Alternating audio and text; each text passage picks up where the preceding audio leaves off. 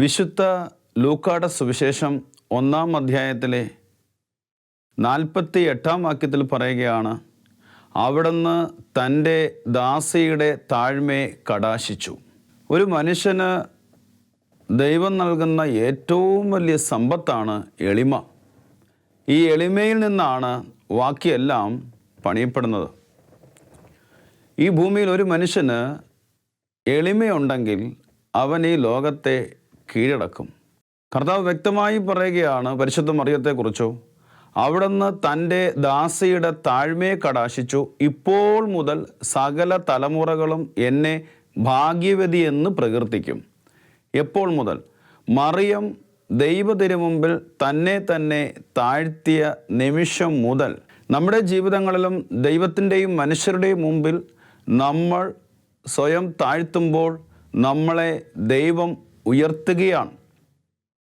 ദാനിയേലിൻ്റെ പുസ്തകത്തിൽ 10-ാം അധ്യായത്തിൽ 12-ാമത്തെ വാക്യത്തിൽ ഇപ്രകാരം ദാനിയേലിനെ കുറിച്ച് ദൈവം പറയുകയാണ്, ദാനിയേൽ, നീ എന്നെ ശരിയായി അറിയുന്നതിന് വേണ്ടി നിന്നെ തന്നെ എളിമപ്പെടുത്തുവാൻ തുടങ്ങിയ നിമിഷം മുതൽ നിന്റെ പ്രാർത്ഥന സ്വർഗം കേട്ടിരിക്കുകയാണ്.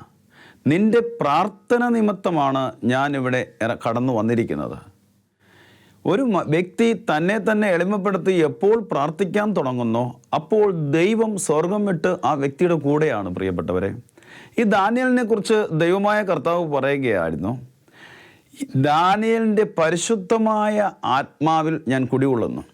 ആധ്യാത്മിക ജീവിതത്തിലും ഭൗതിക ജീവിതത്തിലും ഒരു മനുഷ്യൻ എപ്പോഴൊക്കെ ദൈവസന്നിധിയിൽ എളിമപ്പെടുത്തി പ്രാർത്ഥിക്കുന്നോ, എളിമപ്പെടുത്തി ജീവിക്കുന്നോ, അപ്പോഴെല്ലാം അവൻ ദൈവത്തിൻ്റെയും മനുഷ്യരുടെയും മുമ്പിൽ പ്രീതിയുള്ളവനായി തീരുകയാണ്. പ്രിയപ്പെട്ടവരെ, അനേക കൊടുങ്കാറ്റുകളിൽ വളർന്ന് പടവൃക്ഷം പോലെ നിന്ന വലിയ വലിയ മരങ്ങൾ കടപുഴുതി വീഴുന്നത് നമ്മൾ ദർശിച്ചിട്ടുണ്ട്. എന്നാൽ ആ കൊടുങ്കാറ്റിന് ശേഷവും മഴയ്ക്ക് ശേഷവും താഴെ മണ്ണിൽ കിളിച്ചു നിൽക്കുന്ന പുല്ലുകൾ തലപൊക്കി വരുന്നത് നമ്മൾ കണ്ടിട്ടുണ്ട്. നിസാരമെന്ന് മനുഷ്യൻ ചവിട്ടി തേൽക്കുന്ന പുല്ല് വീണ്ടും തലപൊക്കി വരുന്നുണ്ട്, വീണ്ടും കിളിക്കുന്നുണ്ട്, വീണ്ടും തളിർക്കുന്നുണ്ട്.